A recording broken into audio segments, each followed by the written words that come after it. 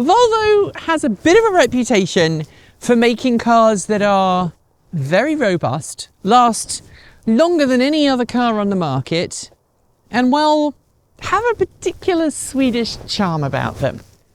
Volvo's not made a huge number of electric vehicles to date though. No, but they have made multiple electric vehicle prototypes, of which you have driven one. Yes, the C30 Electric, which I drove a decade ago in Kiruna in Sweden, and it was awesome fun. Me and Robert Llewellyn driving on an ice lake in an electric hatchback. Today we're looking at the spiritual successor to that C30 Electric. It's appropriately named the C40 Electric.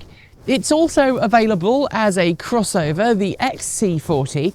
It's basically the same vehicle underneath, except it's got a slightly more crossover feel and a bigger bottom. But today, this is our first look at the C40 Electric. We're going to show you around, point out some of its stylistic features and talk about the interior. And then very, very soon, we'll be taking it for a spin. It's really in the side profile that you see how different this vehicle looks to its kin, the XC40. And it looks a lot sleeker with the lower roofline at the rear. Also at the rear, the charging port. It doesn't feel cheap like some charging ports do, or floppy. However, the location at the rear is particularly unusual, and quite often when you come to charging, you find that the charge cable is a little snug. I always had to park in an alternate bay to the one that I was meant to be parking in, which could be a little bit awkward if the bays are full. It rides on 20-inch wheels, which are filling the space in the wheel arches really nicely, and I think that the side profile of this vehicle is extremely handsome. This deep concave section here makes it feel and look more sporty, and yeah, kudos to the design team at Volvo for the design of the side profile. You get these nice large rear mirrors which do fold in when you lock the door. That is an option that you can set. It's really well placed in your peripheral vision when you're driving and allows you to see quickly and clearly when there is a vehicle in the blind spot, which on this vehicle is quite large, with this chunky rear quarter here which blocks your view from the back of the vehicle quite significantly. It is a little bit of a minus point, but that is something that you get with this kind of low roofline. Where you might normally see a large battery pack slung under the vehicle, the CMA platform does not have that. It makes use of the center transmission tunnel to store much of the battery storage for the vehicle. That 78 kilowatt hour battery with 75 kilowatt hours of usable capacity drives two 150 kilowatt motors, one at the front, one at the rear, providing four-wheel drive and a total of 300 kilowatts. At the front of the C40 Recharge, the most important thing, of course, is the badge, because you want everybody to know that you're driving a Volvo. If you examine the frontal area of this vehicle, which, by the way, has a drag coefficient of 0.3, which is not all that great, you will note that the badge takes up a significant portion of the front end. Volvo has always been known for making big badges, and I've got to say, I do prefer this very prominent badge to, say, the beaver teeth on BMWs. The front of this is completely closed off, being an EV, because you don't need to get a huge amount of cooling to a non-existent engine. Instead, air flows through at the bottom of the grille. The other thing that's worth noting is these Thor's hammer headlights, which have become very much a trademark for current generation Volvos, just as the boxy design of the Volvos of the 80s was one of the key features that you used to identify that you were in fact driving a Volvo. Being a Volvo, this car has plenty of safety features and ways to make sure that you can be clearly seen and stay safe on the road. And of course, that means washers for your headlamps. They operate in tandem with your front windshield wipers, and it enables you to ensure that these stay clean. And that's especially useful if you live in a place where there's a lot of snow in the winter and a lot of salt on the roads, which can make these headlights appear a little cloudy. In addition to these very stylish Thor's hammer headlights, you have these wonderful little LED fog lights up front, very useful when the weather's poor, and surprisingly, rear fog lights, which is pretty much unheard of on any US market car because they're not required here. Lots of people will tell you that everything is bigger in America.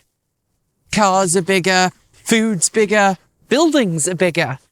There's one thing that isn't bigger in America, and that's the frunk volume on this car. See, in Europe, you get 31 litres, about 1.1 cubic feet, but over here, you get 0.7 cubic feet, or 21 litres. It's got something to do with crash tests, or motor size, or something else. Remember, this car is offered in Europe with just a single motor configuration instead of the all-wheel drivetrain version that you have in the US. Nevertheless, this small space is enough to hold this rather nifty and quite robust charging cable that, if you plug it into a NEMA 1450 outlet, which is what this is, allows you to charge the car at a fair clip. Other than that, though, there's not a lot of space up here. Underneath this floor, you have a spare wheel emergency kit, and by that I mean a can of proprietary fix-a-flat alternative and an air compressor. It reminds me of the front trunk on the Polestar 2. There's a reason for that. The cars are, as we've said before, related. With that frunk down, though, this is very businesslike, very Volvo. All of the bits that make the car go are hidden, and the only thing that you can really use here is the windshield washer fluid. Certainly makes it easy for someone who's not particularly car-minded to remember to fill things up. From the back of the vehicle, you have another handsome aspect. You have these really distinctive striated rear lights that are extremely sharp looking and give it a very visually distinctive look. And you have a little badge here to tell you that it's the twin version with 2 motors. So everyone knows you have the shiny fast one, which is the only one available in the US. What you will notice, and slightly oddly, is there is no rear wiper. The visibility out of the back of this car is not great, but it does have a rear camera, which is located down here. Unfortunately, being located down here, it sucks all the dirt onto it, and so when we arrived to park, I've never really been able to use it. It's a bit of a disappointment. That said, it does have a 360 view, which most of the time worked fairly well, excepting the rear view, but it does have rear parking sensors, so you can see if you're likely to impact anything, and that's what I ended up using. Inside the trunk, you get around 14 cubic feet of space. That's just over 400 litres. That is with it stacked right to the roofline, which makes these kind of measurements quite difficult to compare because every manufacturer does it differently. However, it is a useful volume. You can get a couple of cases in here, and there's quite a lot of space between here and the base, so it's nice and spacious if you want to store, I don't know, some large boxes when you're traveling. Unfortunately, however, there are some weirdnesses. So this rather nice boot floor here, which makes it a nice flat load bay to load things onto, reveals the most useless space I've encountered. It's kind of a weird shape, and I'm not really sure what they think you could store there. However, there is a floor jack. There's no spare wheel, just a floor jack. So the only thing you could really use it for is maybe stealing a wheel off someone else if you get a flat. The rear seats, of course, have a 60-40 split and a pass-through for longer things like maybe skis, or in my case, perhaps some plumbing equipment. And of course, there are child seat anchors, as you'd expect in a vehicle from Volvo. Behind the steering wheel, the C40 Recharge is a particularly pleasant place to be. The steering wheel and the control stalks feel suitably premium for the nearly $60,000 US price tag. Everything is clearly laid out, and it's very easy to see what each function does. There's no head-up display, but that's okay because the dashboard in front of you is very bright and very clear. This car runs Android Automotive, not to be confused with Android Auto. It's basically, imagine a tablet that's been glued to your center dash, and then it just has all of the connectivity that you would expect of an Android tablet with a few limitations. So there is a specialist Google Play Store, so you can install apps that are pertinent to your life on the road, such as charging apps or information about mapping or route planning. You can also install various media players for use when the car is driving along.